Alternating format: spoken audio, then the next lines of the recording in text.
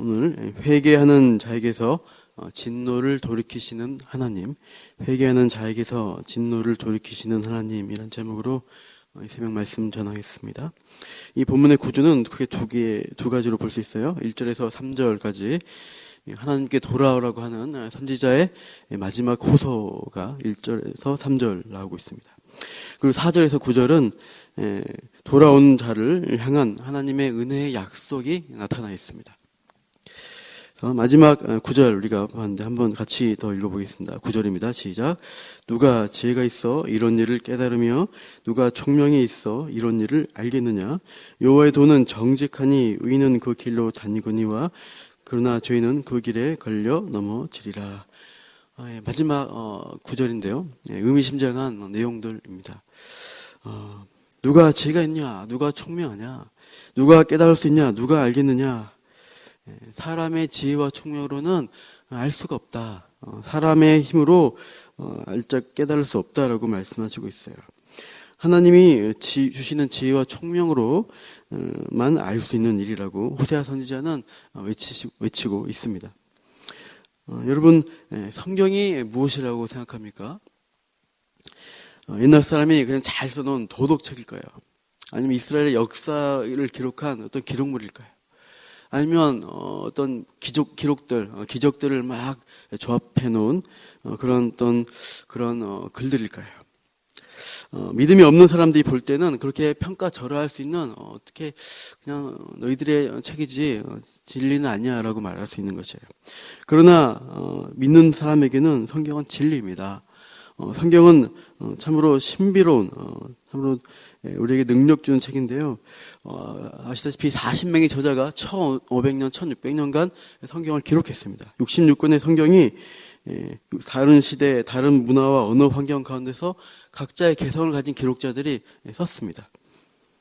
창세기에서 요한계시록에 이르기까지 그 메시지가 일관적이에요. 구약의 예언이 신약에 성취되고 또 신약으로 인해 해석되는데 굉장히 통일성을 가지고 있습니다. 그 이유가 뭐냐? 어떻게 그런 긴 시대 가운데 쓰였는데 어떻게 이렇게 연결이 되는가 했을 때 기록한 사람은 각 시대의 사람이었지만 원 저자는 한 분이시란 거예요. 하나님.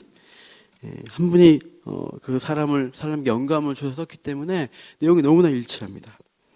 흔히 천기누설이라고 합니다. 하늘의 뜻을 누설하는 책을 천기누설한데 조선시대 정감록 같은 책, 계룡산 자락에 정두령이 나타나서 천년 왕조를 세운다. 뭐 그런 예언하니까 최고의 금서로 조선시대에 금지했죠. 그러한 노스트라다무스의 예언이니 주역이니 그러한 천기누설을 한다는 책들이 보면은 다 앞뒤가 맞지 않습니다. 오류가 많습니다. 진짜 하늘의 뜻을 누설한 책은 성경이라고 할 수 있어요. 하늘의 비밀, 모든 만물에 지어진 것, 본질, 운명에 대해서 진실을 보여주는 책이 이 성경의 말씀입니다. 여호와의 도는 정직하니 의인은 그 길로 다니거니와. 여호와의 길은 정직하고 정확한 길입니다. 하나님의 택하신 성도 의인들은 이 믿음의 길로 들어서서 좁고 힘든 길이지만 걸어갈 수가 있습니다. 그러나 죄인들은 이 길을 가려고 할 때 계속 걸리적거리고 넘어지게 됩니다. 성경은 모든 인간이 죄인이라고 규정하고 있어요. 그러면 본문이 말하는 의인은 누구일까? 1절에서 밝히는 대로 비록 죄악의 길을 걸어갔지만 불의함으로 엎드렸던 사람이지만 부르시는 하나님의 말씀을 듣고 돌아오는 자가 의인이라고 우리가 정의 내릴 수 있습니다. 우리 14장 1절을 보시면 2절을 보시면 어떻게 돌아가야 된다라고 말씀하는가? 입에 발린 그런 말할 것이 아니라 진실한 고백을 담고 돌아와야 한다라고 하는데요. 2절을 같이 읽어볼게요. 시작. 너는 말씀을 가지고 여호와께로 돌아와서 아뢰기를 모든 불의를 제거하시고 선한 바를 받으소서. 우리가 숫송아지를 대신하여 이슬의 열매를 주께 드리리이다. 그 말씀이라는 게 무엇이냐? 모든 불의를 제거해 주시는 것, 용서해 주시는 것, 또 우리의 입술에 선한 열매들을 받아주시옵소서 하고 진실한 회개의 말씀을 가지고 돌아가는 것을 의미합니다. 마음이 통회함이 있는 참 회개는 숫송아지를 드리는 것보다 주님이 더 기뻐하시는 받으시는 제사가 됩니다. 다윗의 고백은 이렇습니다. 주는 제사를 즐겨 아니하시나니 그렇지 않으면 내가 드렸을 것이라. 주는 번제를 기뻐하지 아니하시나이다. 하나님의 구하시는 제사는 상한 심령이라. 하나님이여 상하고 통회하는 마음을 주께서 멸시치 아니하시리로다.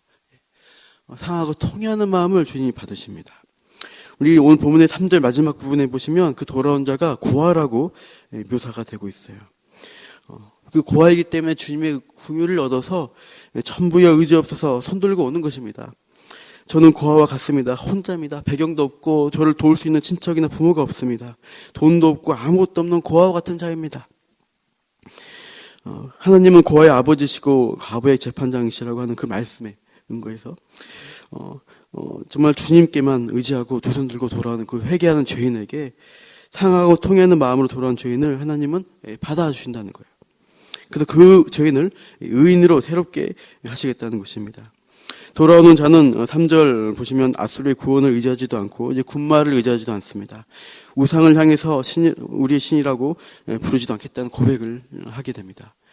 하나님은 이제 4절부터 회개하고 돌아온 자에게 약속을 주십니다. 4절을 다 같이 읽어보겠습니다. 4절 시작.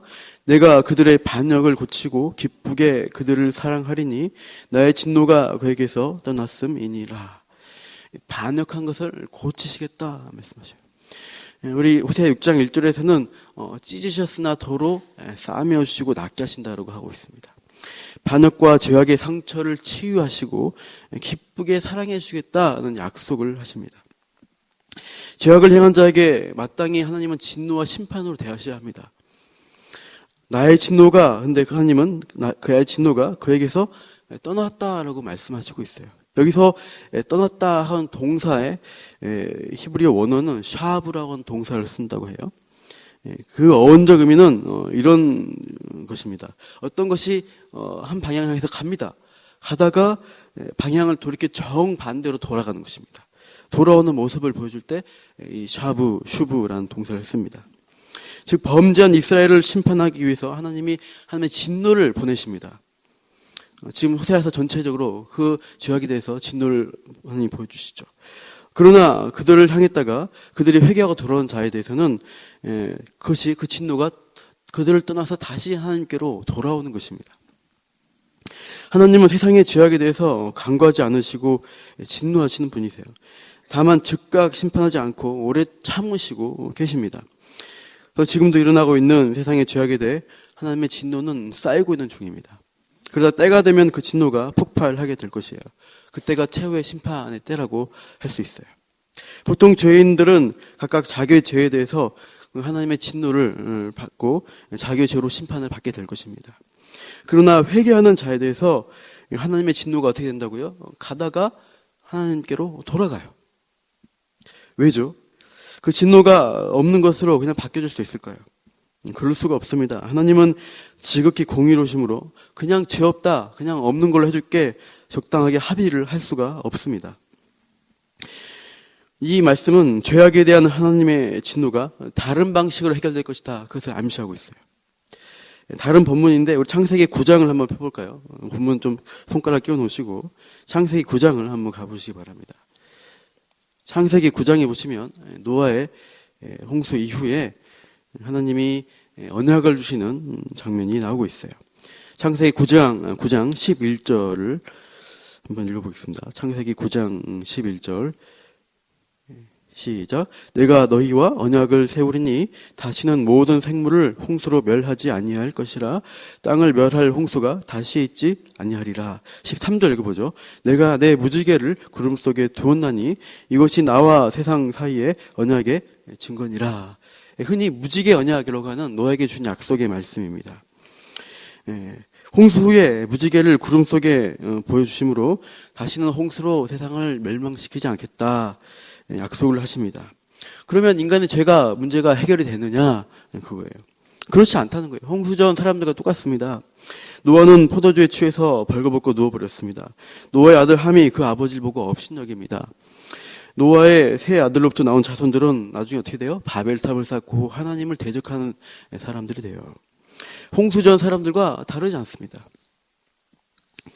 그럼에도 하나님은 무지개를 구름에 걸어 놓으시고 심판을 보류하시겠다라는 거예요. 무지개를 영어로, 죄송합니다. 자꾸 영어 쓰는데, 영어로 말하면 레인보우라고 합니다. 레인은 비, 보우는 활이라는 뜻이에요.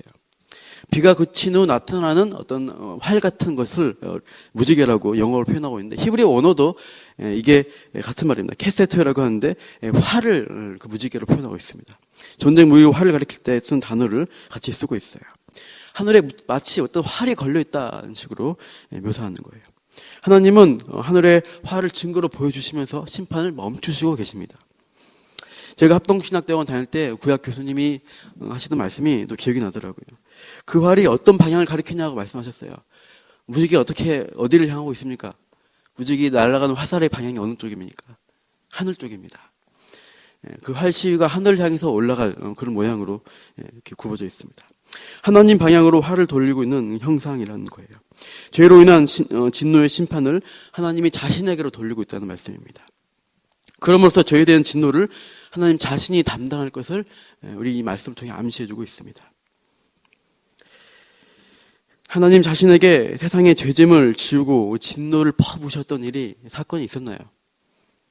역사적으로 유일한 단 한 번의 사건이 있었습니다.